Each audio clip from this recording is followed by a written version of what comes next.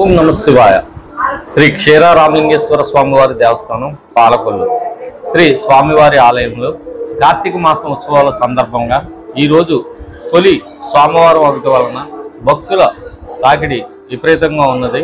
ఉదయం నుంచి కూడా శ్రీ స్వామివారికి అభిషేకములు, కుంకుమ పూజలు అమ్మవారికి ఎక్కువ జనం చేయించుకోవడం జరుగుతున్నది. వారి సౌకర్యార్థం ఉచిత దర్శనం బారికేట్లు మరియు ప్రత్యేక దర్శనానికి కూడా క్యూ లైన్స్ ఏర్పాటు చేయటమైనది. ఈ సంవత్సరం అభిషేకాలు చేయించుకునేటువంటి భక్తులకు అభిషేక మండపం మరియు వారి యొక్క క్యూ లైన్స్ కూడా ఏర్పాటు చేయటమైనది.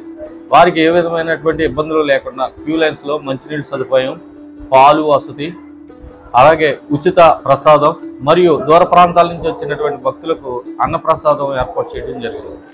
అలాగే సెలవు పందిర్లు మరియు లైట్ విద్యుత్ దీపాలంకరణతో కూడా సుందరంగా తీర్చిదిద్దడం జరిగింది.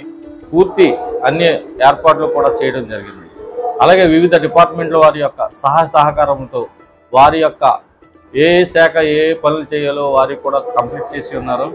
వారి యొక్క సహకారంతో భక్తులకు ఏ విధమైనటువంటి ఇబ్బంది లేకుండా దర్శనం 20 నిమిషాల నుంచి 30 నిమిషాల లోపులోనే దర్శనం చేసుకుని భక్తులు బయటకు వస్తున్నారు.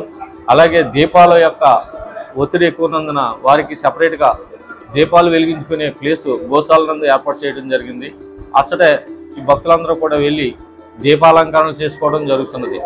అలాగే బ్రాహ్మణులు, పురోహితులు కూడా ఈ శాలిగ్రామ దానాలు వగేరాలన్నీ కూడా చేసుకుంటున్నారు. వారికి కూడా సపరేట్గా ఏర్పాటు చేయడం జరిగింది.